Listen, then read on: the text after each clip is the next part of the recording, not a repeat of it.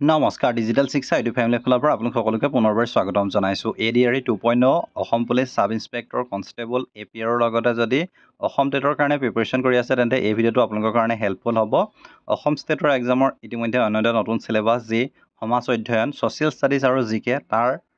এই ভিডিঅ'টো আমি 40টা ইম্পৰ্টেণ্ট কুৱেশ্যন ডিছকাছ কৰিম সো ভিডিঅ'টো শেষলৈকে চাব চেনেল নতুনকৈ ভিজিট কৰিলে সাবস্ক্ৰাইব কৰিব নাপাহৰিব আৰু এটা বলক দেৰি নকৰি ভিডিঅ'টো আৰম্ভ কৰোঁ আৰু আজিৰ পাৰ্টটোৰ প্ৰথম কুৱেশ্যনটো হৈছে when was the Assam Tea Company established Assam চাহ কোম্পানী কেতিয়া প্ৰতিষ্ঠা কৰা হৈছিল অপচন কেইটা দিয়া আছে 1830 1835 1839 আৰু 1826 আৰু এই কুৱেশ্যনটো যদি আমি চাবলৈ যাওঁ তেন্তে অসম টি কোম্পানী লিমিটেড বা অসম টি কোম্পানী কেতিয়া এষ্টাব্লিছ কৰা হৈছিল আৰু ইয়াৰ যেটো কাৰেক্ট আনসাৰ হয় হেতু হৈছে অপচন সি টু ইয়াৰ কাৰেক্ট আনসাৰ 1839 ত নেক্সট আহিলো 2 number কুৱেশ্যনটোলে In Assam, the period from 1826 to 1858 CE is known as অসমত 1826 চনৰ পৰা 1858 খ্ৰীষ্টাব্দলৈ এই সময়ছোৱাক কি নামেৰে জনা গৈছিল মানৰ দিন কোম্পানী ৰাজ গভৰ্ণমেণ্ট ৰোল নে ব্ৰিটিছ ৰোল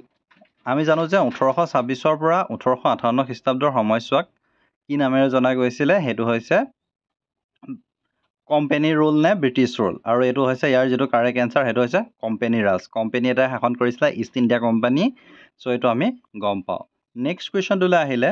3 নম্বৰ যেটো কুৱেশ্যন আহিছে the wasteland rule was passed under which one of the following so ইয়াত যেটো কথা কৈছে তলত উল্লেখ কৰা কোনজন আয়ুক্তৰ অধীনৰ উচ্ছন্ন ভূমিৰ নিয়ম গৃহীত হৈছিল ওয়েষ্টল্যান্ড ৰুল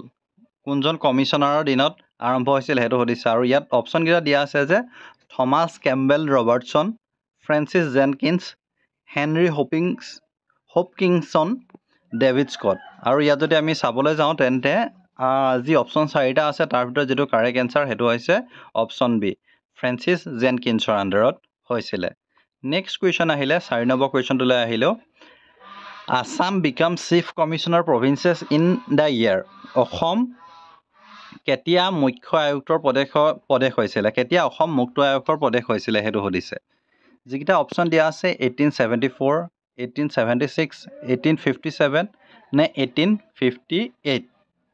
আৰু এই যদি 4টা অপচনৰ ভিতৰত যদি চাবলৈ যাওঁ তেন্তে ইয়াৰ যেটো কাৰেক্ট আনসাৰ হয় হেতু হৈছে অপচন এ 1874 চনত অসম চিফ কমিশনাৰৰ অধীনৰ আন্ডাৰত আহিছিল নেক্সট কুৱেশ্যনটোলৈ আহিলো in which year oil was discovered in Digboi so আমি জানো যে এছিয়াৰ ফাৰ্স্ট যে ৰিফাইনাৰী হয় ডিগবৈ আৰু হে ডিগবৈতে কিমান চনত তেল আৱিষ্কাৰ হৈছিল হেতু কথা হদিছে 1883 1889 1901 নে 1866 এই যে 4টা অপচন আছে এই 4টা অপচনৰ ভিতৰত যেটো কাৰেক্ট আনসাৰ হেতু হৈছে 1889 ত প্ৰথম এষ্টাব্লিছ তাত পোৱা গৈছিল 1889 ত কিন্তু হৈছিল 1901 ত এতিয়া আহিলো নেক্সট কুৱেশ্যনটোলৈ Who was the first editor of Assamese magazine Junaki? Asomiya আলোচনী জোনাকীৰ প্ৰথম সম্পাদক কোন আছিল হেতু হদিছে আনন্দৰাম ঢেকিয়াল ফুকন আনন্দ চন্দ্ৰ আগৰৱালা চন্দ্ৰকুমাৰ আগৰৱালা নে লক্ষ্মীনাথ বেজবৰুৱা এই অপচন 4টাৰ ভিতৰত জোনাকী আলোচনীখন বহুত ফেমাস হয় সেই আলোচনীখনৰ প্ৰথম সম্পাদক কোন আছিল হেতু হদিছে আৰু এটো আমি জানো যে ইয়াৰ যেটো কাৰেক্ট আনসাৰ হেতু হৈছে চন্দ্ৰকুমাৰ আগৰৱালা বহুতে এটোত কনফিউজিং কৰি দিব পাৰে যে লক্ষ্মীনাথ বেজবৰুৱা বুলি কিন্তু ইয়াৰ যেটো কাৰেক্ট আনসাৰ হেতু কিন্তু হৈছে চন্দ্ৰকুমাৰ আগৰৱালা হে নেক্সট কুৱেশ্যন আহিলে অসম ছাত্ৰ সন্মিলন was formed on অসম ছাত্ৰ সন্মিলন কেতিয়া গঠন হৈছিল এটো অসম পুলিচ সাব ইন্সপেক্টৰ এক্সামতো আহিছে December 25 1921 December 25 1916 November 25 1933 আৰু November 25 1917 সো ইয়াত ডেট গিটাত আপোনালোক কনফিউজিং লাগিব পাৰে সো ডেট গিটা নকৰিবা আপুনি জাস্ট যেটো সনটো হয় সেই সনটো যদি মনত ৰাখে তেন্তে অসম ছাত্ৰ সন্মিলন কেতিয়া গঠন হৈছিল অসম ছাত্ৰ সন্মিলন 25 ডিসেম্বৰ 1916 চনত নেক্সট কুৱেশ্যন আহিলে who was not an Indian minister under the dyarchy system dyarchy আঁচনিৰ অধীনত কোন ভাৰতীয় মন্ত্ৰী নাছিল হেতু হদিছে who was not an Indian minister under the dyarchy system sir Syed Mohammad Saadulla Gopinath Bordoloi Bishnuram Medhi নে ৰায় বাহাদুৰ প্ৰমোদ চন্দ্ৰ দত্ত যিটো ডায়েক্ৰী ছিষ্টেমৰ আণ্ডাৰত মিনিষ্টাৰ নাছিলে সেইটো সুধিছে আৰু ইয়াৰ যিটো কাৰেক্ট এনচাৰ সেইটো হৈছে option B Gopinath Bordoloi. Next question আহিলে who was Malati Mem alias Mungri. So' Malati Mem ওৰফে মুংৰী, যি মুংৰী মেম বা মালতী মেম বুলি যাক কোৱা হয়, তেওঁ কোন আছিল সেইটো সুধিছে। এইটো যদি আপোনালোকে পঢ়িছে তেন্তে গম পাব যে একচুৱেলি বহুত ইম্পৰ্টেণ্ট কুৱেশ্যন হয় এইটো। মালতী মেম ওৰফে মুংৰী কোন আছিলে? First woman IAS of Assam, Indian administrative service, first woman martyr of Assam, first woman represent of Assam to the legislative council of the state, first woman graduate of Assam. আৰু আমি যদি চাবলৈ যাওঁ তেন্তে মালতী মেম কোন হয়? অপশ্যন বিটো ইয়াৰ correct answer, first woman martyr of Assam হয়, প্ৰথম শ্বহীদ হয়। চ' স্বাধীনতা সংগ্ৰামৰেই হওক বা তেওঁ মালতী মেম একচুৱেলি শ্বহীদ হয়। নেক্সট কুৱেশ্যন যদি আমি চাবলৈ যাওঁ, Assam hosted the Indian national congress session for the first time. কেতিয়া অসমত প্ৰথমবাৰৰ বাবে পাণ্ডুত ভাৰতীয় জাতীয় কংগ্ৰেছৰ অধিৱেশন হৈছিলে সেইটো কথা সুধিছে। কিমান চনত সুধিছিলে? আৰু এইটো বহুত ইম্পৰ্টেণ্ট কুৱেশ্যন হয় যিহেতু এইটো বছৰতে মহাত্মা গান্ধী অসমলৈ আহিছিলে। মহাত্মা গান্ধী টোটেল অসমলৈ কেইবাৰ আহিছিলে? 4বাৰ আহিছিলে। আৰু ইয়াৰে এটা বাৰতে পাণ্ডুত হোৱা বছৰেই তেওঁ আহিছিলে। অপশ্যনকেইটা যিকেইটা দিয়া আছে সেইকেইটা হৈছে 1926, 1930, 1932 নে 1921। আৰু ইয়াত যদি আমি চাবলৈ যাওঁ তেন্তে ইয়াৰ যিটো কাৰেক্ট এনচাৰ সেইটো হৈছে অপশ্যন এ 1926। নেক্সট কুৱেশ্যন আহিলে who was the first Indian to grow' tea commercially. ব্যৱসায়িকভাৱে চাহ খেতি কৰা প্ৰথম ভাৰতীয় কোন আছিলে? পূৰ্ণানন্দ বুঢ়াগোহাঁই, মণিৰাম দেৱান, পিয়লি বৰুৱা নে নন অফ দিছ? ব্যৱসায়িকভাৱে কমাৰ্চিয়েলি ট্ৰি গ্ৰ' কৰিছিলে। আৰু ইয়াৰ যিকেইটা অপশ্যন আছে অপশ্যনকেইটাৰ ভিতৰত যি কাৰেক্ট এনচাৰ সেইটো হৈছে অপশ্যন বি মণিৰাম দেৱান। মণিৰাম দেৱানে খোলা চাহ বাগিচাখনৰ কি নাম? আপোনালোকে যদি জানে সেইটো কমেণ্ট কৰিব নাপাহৰিব। নেক্সট কুৱেশ্যন আহিলে who was the leader of the 1857 revolt in Assam. 1857 চনৰ যি বিদ্ৰোহ হৈছিলে, চ' চিপাহী বিদ্ৰোহৰ অসমৰ নেতা কোন আছিল সেইটো সুধিছে। পিয়লি বৰুৱা, মণিৰাম দেৱান, কনকলতা নে লাচিত বৰফুকন? চ' প্ৰথম যদি আমি চাবলৈ যাওঁ তেন্তে লাচিত বৰফুকনটোতো নহয়, তেওঁ আহোমৰ দিনৰে সেনাপতি আছিলে। চ' অপশ্যন তিনিটাৰ ভিতৰত পিয়লি বৰুৱা, মণিৰাম দেৱান নে কনকলতা হয় সেইটো সুধিছে। চ' আমি এটা কথা গম পাওঁ যে কনকলতা কোন হয়? তেওঁ 42ৰ যি ভাৰতীয় আন্দোলনৰ তেওঁ শ্বহীদ আছিলে। চ' অপশ্যন এ আৰু বিৰ ভিতৰতে হ'ব লাগে আৰু ইয়াৰ যিটো কাৰেক্ট এনচাৰ সেইটো হৈছে option B Maniram Dewan. Next question আহিলে India's first peasant movement against the British rule was. ইংৰাজ শাসনৰ বিৰুদ্ধে ভাৰতত চলা প্ৰথমটো কৃষক বিৰোধী আন্দোলন কি আছিল সেইটো সুধিছে। বৰদলৈ সত্যাগ্ৰহ, ফুলগুৰি ধাৱা, যোৰহাট ৰাজমেল নে মালাবাৰ ৰেবেলিয়ন? অপশ্যনকেইটা আপোনালোকে মনত কৰিব। বৰদলৈ সত্যাগ্ৰহ, ফুলগুৰি ধাৱা, যোৰহাট ৰাজমেল নে মালাবাৰ ৰেবেলিয়ন? ইয়াত যদি চাবলৈ যাওঁ প্ৰথমটো কৃষক বিদ্ৰোহ কি আছিলে? অপশ্যন ডি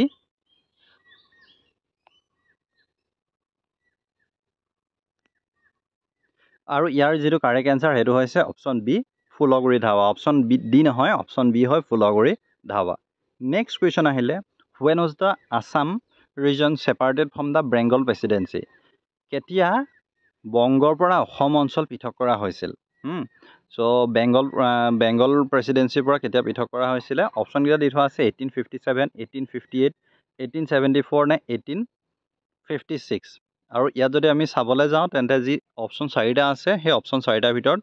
1874টো ইয়াৰ কাৰেক্ট এনচাৰ। নেক্সট কুৱেশ্যন আহিলে which of the following is known as the Assam's Jallianwala Bagh massacre. আমি গম পাওঁ যে জালিয়ানৱালাবাগ মেছাকাৰ হৈছিলে য'ত এটা গুহাৰ ভিতৰত এটা হেৰিয়ৰ ভিতৰত য'ত মিটিং হয় তেনেকুৱা এটা সুৰংগৰ ভিতৰত সোমাই পিনি মানুহক গুলিয়াই দিয়া হৈছিলে। জেনেৰেল ডায়াৰ আছিলে। কিন্তু ইয়াত মেইন কথা হ'ল যে তলৰ কোনটোক একচুৱেলি অসমৰ জালিয়ানৱালাবাগ হত্যাকাণ্ড বুলি কোৱা হয়? যোৰহাট সাৰ্বজনীন সভা, পথৰুঘাটৰ ৰণ, ইটাখুলি ৰাইজমেল নে ফুলগুৰি ধাৱা? চ' ইয়াত অসমৰ জালিয়ানৱালাবাগ হত্যাকাণ্ড বুলি কোনটোক কোৱা হয় সেইটো সুধিছে। আৰু ইয়াত যদি আমি চাবলৈ যাওঁ তেন্তে অপশ্যন বিটো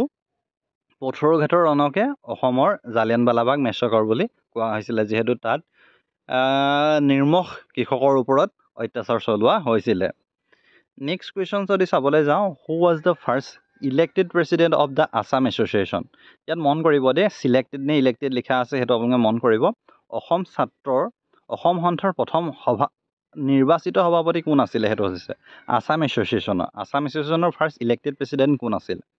ৰাজা প্ৰভাত চন্দ্ৰ বৰুৱা জগন্নাথ বৰুৱা মাণিক চন্দ্ৰ বৰুৱা নে গোপীনাথ বৰদলৈ চ' আমি গম পাওঁ যে আছাম এছ'চিয়েশ্যন গোপীনাথ বৰদলৈ নহয় বাকী যিকেইটা অপশ্যন দিয়া আছে প্ৰভাত চন্দ্ৰ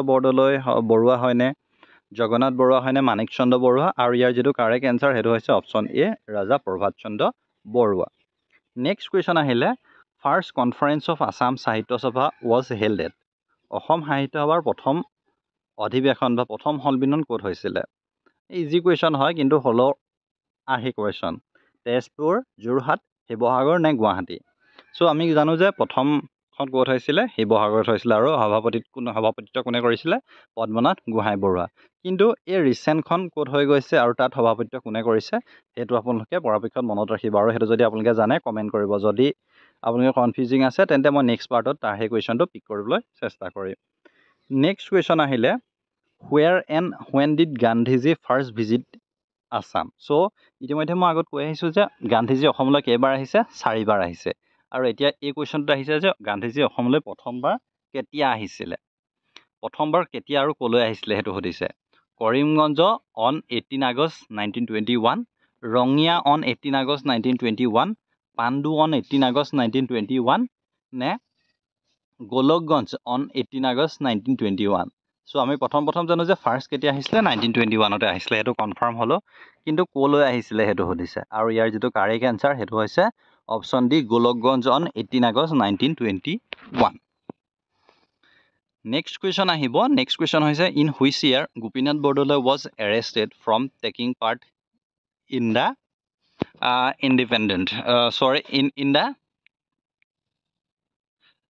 ইণ্ডিপেণ্ডেণ্ট একচুৱেলি কোন বছৰত স্বাধীনতা আন্দোলনত অংশ লোৱাৰ অপৰাধত গ্ৰেপ্তাৰ কৰা হৈছিল সেইটো সুধিছে স্বাধীনতা আন্দোলনত একচুৱেলি অংশগ্ৰহণ কৰাৰ বাবে গোপীনাথ বৰদলৈক এৰেষ্ট কৰা হৈছিলে ইণ্ডিয়াত ফ্ৰীডমৰ কাৰণে যিহেতু যুঁজিছিলে চ' এই কুৱেশ্যনটো যদি চাবলৈ যাওঁ কোন বছৰত গ্ৰেপ্তাৰ কৰা হৈছিল সেইটো হৈছে 1918 1920 1922 নে 1915 চ' গোপীনাথ বৰদলৈক প্ৰথমবাৰৰ বাবে কেতিয়া স্বাধীনতা আন্দোলনত অংশগ্ৰহণ কৰাৰ বাবে গ্ৰেপ্তাৰ কৰা হৈছিলে ইয়াৰ যদি চাবলৈ যাওঁ তেন্তে ইয়াৰ যিটো কাৰেক্ট এনচাৰ সেইটো হৈছে অপশ্যন চি 1922 নেক্সট কুৱেশ্যন আহিলে who among the following from Assam join the famous Dandi March বিখ্যাত দাণ্ডি পদযাত্ৰাত অসমৰ পৰা তলৰ কোনজনে যোগদান কৰিছিলে বা কোনে অংশগ্ৰহণ কৰিছিলে নবীন চন্দ্ৰ বৰদলৈ তৰুণৰাম ফুকন কুলধৰ চলিহা নে লীলাধৰ বৰুৱা আৰু ইয়াত যদি চাবলৈ যাওঁ তেন্তে ইয়াৰ যিটো কাৰেক্ট এনচাৰ সেইটো হৈছে অসমৰ পৰা কোনে কৰিছিলে অপশ্যন ডি লীলাধৰ বৰুৱাই অসমৰ পৰা দাণ্ডি যাত্ৰাত গান্ধীৰ লগত যোগ হৈছিলে এতিয়া আহিছোঁ 21 নম্বৰ কুৱেশ্যন 21 নম্বৰ যিটো কুৱেশ্যন হৈছে হু build the stone bridge over the river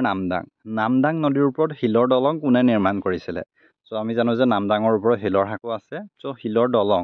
Gadadhar সিংহ ৰুদ্ৰসিংহ পূৰ্ণানন্দ সিংহ নে শিৱসিংহ যদি আপোনালোকে যোৰহাটৰ পৰা শিৱসাগৰলৈ আহিছে তেন্তে আপুনি সেইখন দলঙৰ ওপৰেদিয়ে আহে চ' ইয়াৰ যিটো কাৰেক্ট এনচাৰ সেইটো সুধিছে যে নামদাং ষ্টোন ব্ৰিজ কোনে নিৰ্মাণ কৰিছিলে আৰু ইয়াৰ যিটো কাৰেক্ট এনচাৰ সেইটো হৈছে অপশ্যন বি ৰুদ্ৰসিংহই মাকৰ স্মৃতিত নিৰ্মাণ কৰাইছিলে নেক্সট কুৱেশ্যন আহিলে who shifted the Ahom capital from Garhgaon to Rangpur আহোমৰ ৰাজধানী গড়গাঁৱৰ পৰা ৰংপুৰলৈ কোনে স্থানান্তৰিত কৰিছিলে শিৱসিংহ চুকাফা ৰুদ্ৰসিংহ নে গদাধৰ সিংহ ৰংপুৰলৈ ৰাজধানী স্থানান্তৰ কৰি ৰংপুৰখন এখন জাকত জিলিকা কৰি তুলিছিলে আৰু তেওঁৱে হৈছে ৰুদ্ৰসিংহ নেক্সট কুৱেশ্যন আহিলে Hasti Vidyarnava was compose during the reign of Hasti Vidyarnava যি হাতীৰ বিষয়ক পুথি হয় কোনে লিখিছিলে সুকুমাৰ বৰকাইথে চ' হস্তি বিদ্যাৰ্ণৱখন কাৰ শাসনকালত ৰচনা কৰা হৈছিল সেইটো সুধিছে ৰাজেশ্বৰ সিংহৰ দিনত গদাধৰ সিংহৰ দিনত শিৱসিংহৰ দিনত নে ৰুদ্ৰসিংহৰ দিনত আৰু এইখন হস্তি বিদ্যাৰ্ণৱ যিখন হাতী বিষয়ক পুথি সুকুমাৰ বৰকাইথে ৰচনা কৰিছিলে শিৱসিংহৰ দিনতে শিৱসিংহৰ ৰাজত্বৰ কালতে তেওঁ নিৰ্মাণ ৰচনা কৰিছিলে নেক্সট কুৱেশ্যন আহিলে which Ahom queen built Shivadol in Sivasagar শিৱসাগৰে যিহেতু শিৱদৌলটো কোনে নিৰ্মাণ কৰাইছিলে বৰৰজা অম্বিকা বৰৰজা ফুলেশ্বৰী বৰৰজা কুৰংগনয়নী নে মূলা গাভৰু আৰু ইয়াত যদি আমি চাবলৈ যাওঁ অপশ্যন এ আৰু বি সেই দুটাতে আমাৰ কনফিউজিং লাগিব ইয়াত যদি আমি চাবলৈ যাওঁ তেতিয়া শিৱদৌলটো কোনে নিৰ্মাণ কৰিছিলে বৰৰজা অম্বিকাই চ' ফুলেশ্বৰী বুলি কনফিউজিং নকৰিব বৰৰজা অম্বিকাইহে নিৰ্মাণ কৰিছিলে নেক্সট কুৱেশ্যনটোলৈ আহিলে the tradition of Hajo is famous Bulbul bird fighting start during the reign of হাজোৰ বিখ্যাত বুলবুল চৰাই যুদ্ধ পৰম্পৰা কাৰ ৰাজত্ব কালৰ পৰা আৰম্ভ হৈছিলে সেইটো সুধিছে বুলবুল চৰাই যুদ্ধ শিৱসিংহ উদয়াদিত্য প্ৰমত্ত সিংহ নে ৰাজেশ্বৰ সিংহ আৰু ইয়াত যদি আমি চাবলৈ যাওঁ তেন্তে ৰাজেশ্বৰ সিংহৰ দিনৰ পৰাই আৰম্ভ হৈছিলে নেক্সট কুৱেশ্যন আহিলে who was the first person to make survey the river Brahmaputra during Ahom rule এইটো কুৱেশ্যনো ইম্পৰ্টেণ্ট হয় আহোম শাসনৰ সময়ত ব্ৰহ্মপুত্ৰ নদীৰ ওপৰত কোনে ছাৰ্ভে কৰিছিলে সেইটো কথা সুধিছে আহোম ৰাজত্বকালত ব্ৰহ্মপুত্ৰ নদীৰ জৰীপ কৰা প্ৰথম ব্যক্তি কোন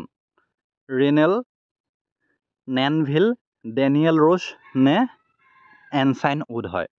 যিকেইটা অপশ্যন দিয়া আছে অপশ্যনকেইটাৰ ভিতৰত যদি চাবলৈ যাওঁ তেন্তে Rennell is the correct answer actually Rennell কয় কিছুমানে ৰেনেল কয় ইয়াত আহিলোঁ next কুৱেশ্যনটোলৈ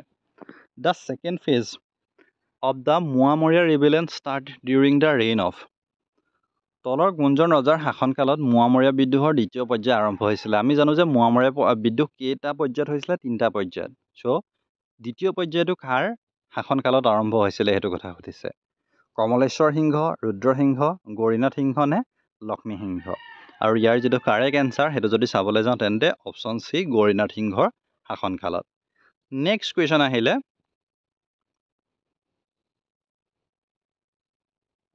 who receive the title Pratap Vallabh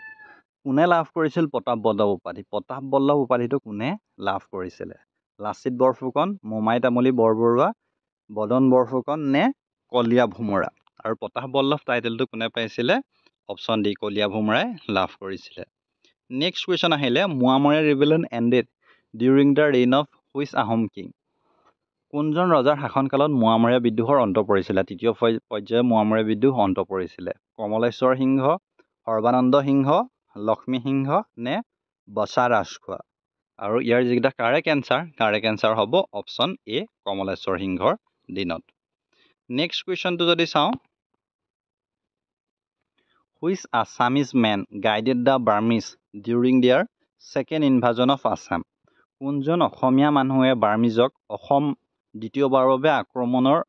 বাবে আগ্ৰাসনৰ সময়ত পথ দেখাইছিলে বা সহায় কৰিছিলে অপশ্যনকেইটা দি থোৱা আছে বদন চন্দ্ৰ বৰফুকন মোমাই বৰুৱা মোমাই তামুলী নে পূৰ্ণানন্দ সিংহ ইয়াৰ যিটো কাৰেক্ট এনচাৰ সেইটো হৈছে মোমাই বৰুৱা নেক্সট কুৱেশ্যন আহিলে oldest amphitheatre of the Assam এছিয়াৰ আটাইতকৈ পুৰণি এম্ফিথিয়েটাৰ হয় এম্ফিথিয়েটাৰটো কি হয় আৰু এইটো আমি জানো যে কাৰেংঘৰ ৰংঘৰ তলাতল ঘৰ নে নন অফ দিছ আৰু ইয়াৰ যিটো কাৰেক্ট এনচাৰ সেইটো হৈছে ওলাই আছে অপশ্যন বি ৰংঘৰটোৱে হৈছে এছিয়াৰ আটাইতকৈ পুৰণি এম্ফিথিয়েটাৰ হয় যিহেতু সেইটোৰ পৰাই আহোমৰ ৰজাসকলে মহ যুঁজ হওক বা বিহু হওক সকলোবিলাক তাৰ পৰাই উপভোগ কৰিছিলে নেক্সট কুৱেশ্যন আহিলে for approximately how many years the Ahom rule Assam আনুমানিক কিমান বছৰ আহোমসকলে অসমত শাসন কৰিছিলে 500 বছৰ 600 বছৰ 680 বছৰ নে 460 বছৰ আৰু ইয়াৰ যিটো কাৰেক্ট এনচাৰ সেইটো হৈছে অপশ্যন বি 600 বছৰ একচুৱেলি 598 বছৰ শাসন কৰিছিলে 1228ত যেতিয়া চুকাফাই ৰাজধানী পাতিছিলে তেতিয়াৰ পৰাই আৰম্ভ কৰি পিনি 1826 চনত ইয়াণ্ডাবু সন্ধি হোৱালৈকে সেই সময়ছোৱাতে আহোমৰ শাসন আছিলে প্ৰায় 598 বছৰ এপ্ৰক্সিমেট চাবলৈ গ'লে 600 বছৰ শাসন কৰিছিলে নেক্সট কুৱেশ্যন আহিলে Morangia Gohain administered which of the following region Morangia Gohain আহোমসকলৰ গোহাঁইৰ ভিতৰত মৰঙীয়া গোহাঁই তলৰ কোনটো অঞ্চল শাসন কৰিছিলে সেইটো সুধিছে region west from Dhansiri river and contiguous to the Naga people south of the Mikir hills Sadiya region নে নন অফ দ্য দিছ আৰু মৰঙীয়া গোহাঁই কোনটো ছাইডত আছিলে সেইটো যদি আমি চাবলৈ যাওঁ তেন্তে ধনচিৰি যিটো ৰিজন আছিলে সেই ৰিজনটোতে তেওঁ আছিলে নাগা পিপলখিনি ছাইডত নেক্সট কুৱেশ্যন আহিলে the period of Burmese is locally called as Burmese ভাষাৰ সময়ছোৱাক বা যিসকলে বাৰ্মিজসকলে যিটো টাইমত আছিলে সেইসকলক কি দিন বুলি কোৱা হৈছিলে বা কি বুলি কোৱা হৈছিলে মানৰ দিন দুখৰ দিন দুৰ্ভিক্ষৰ দিন নে নন অফ দ্য ডিজ আৰু আমি জানো যে মানৰ দিন বুলি কোৱা হৈছিলে বাৰ্মিজসকলকে মান বুলি কোৱা হৈছিলে নেক্সট কুৱেশ্যন আহিলে who discover tea plant in Assam in the year 1823 1823 চনত অসমত প্ৰথমে কোনে চাহ আৱিষ্কাৰ কৰিছিলে সেইটো সুধিছে Nathan Brown Robert Bruce captain Welsh নে মিৰ্জা নাথন আৰু আমি জানো যে প্ৰথমে কোনে কৈছে ৰবাৰ্ট ব্ৰুচ একচুৱেলি ব্ৰুচ বাদাৰ বুলি কোৱা হয় ব্ৰুচ বাদাৰে এষ্টাব্লিছ নহয় ফাৰ্ষ্ট ফাউণ্ড কৰিছিলে তেওঁ একচুৱেলি প্ৰথম চাহৰ কি ক'ম ওলাইছিল চাহ আছে বুলি তেওঁলোকে প্ৰমাণ কৰিছিলে which was the longest and most expensive war in British Indian history British ভাৰতৰ ইতিহাসত আটাইতকৈ দীঘলীয়া আৰু ব্যয়বহুল যুদ্ধ কোনখন আছিল সেইটো সুধিছে second Anglo Burmese war third Anglo Burmese war first war of independence first Anglo Burmese war কোনখন একচুৱেলি ব্ৰিটিছ ইণ্ডিয়ান হিষ্ট্ৰীৰ আণ্ডাৰত দীঘলীয়া বুলি কৈছিলে আৰু ইয়াৰ যিটো কাৰেক্ট এনচাৰ সেইটো হৈছে first Anglo Burmese war next question আহিলে who among the following is the first Assamese translator of Ramayana তলত উল্লেখ কৰা সকলৰ ভিতৰত কোনজন ৰামায়ণৰ প্ৰথম অসমীয়া অনুবাদক আছিলে সেইটো সুধিছে ৰামায়ণৰ যদি চাবলৈ যাওঁ তেন্তে প্ৰথম অসমীয়া অনুবাদক কোন আছিলে অপশ্যনকেইটা দি থোৱা আছে মাধৱ কন্দলী অনন্ত কন্দলী ৰাম সৰস্বতী নে শংকৰদেৱ আৰু ৰামায়ণৰ প্ৰথম কোনে অনুবাদ কৰিছিলে অপশ্যন এ মাধৱ কন্দলী আপোনালোকে মনত ৰাখিব যে ৰামায়ণ হ'লে আৰ হ'লে এম হ'ব এম হ'লে আৰ হ'ব ৰামায়ণ হ'লে মাধৱ কন্দলী হ'ব আৰু মহাভাৰত হ'লে ৰাম সৰস্বতী হ'ব চ' এইটো আপোনালোকে মনত ৰাখিব এম হ'লে আৰ হয় আৰ হ'লে এম হয় সেইটো একচুৱেলি এটা ট্ৰিক হয় নেক্সট কুৱেশ্যন আহিলে the treaty of Yandabo was sign in 1826 এইটো অসম পুলিচ ছাব ইনস্পেক্টৰ এক্সামত আহিছিলে যে ইয়াণ্ডাবু সন্ধি কাৰ কাৰ মাজত হৈছিলে চ' 2021ৰ আছাম পুলিচ ছাব ইনস্পেক্টৰ এক্সামত আহিছিলে 1826 চনৰ ইয়াণ্ডাবু সন্ধি কাৰ কাৰ মাজত হৈছিলে East India company and the Burmese the British king and the Ahom king East India company and Ahom king so' প্ৰথম যদি চাওঁ তেন্তে আহোম বস্তুটো আপোনালোকে আঁতৰাই দিয়ক আহোমৰ মাজত যিহেতু হোৱা নাছিলে আৰু বাকী কাৰ কাৰ মাজত হৈছিলে ইষ্ট ইণ্ডিয়া কোম্পানী আৰু বাৰ্মিজসকলৰ মাজত হৈছিলে যিহেতু ইষ্ট ইণ্ডিয়া যি ইয়াণ্ডাবু সন্ধিত অসমে চুক্তি কৰাই নাই যিহেতু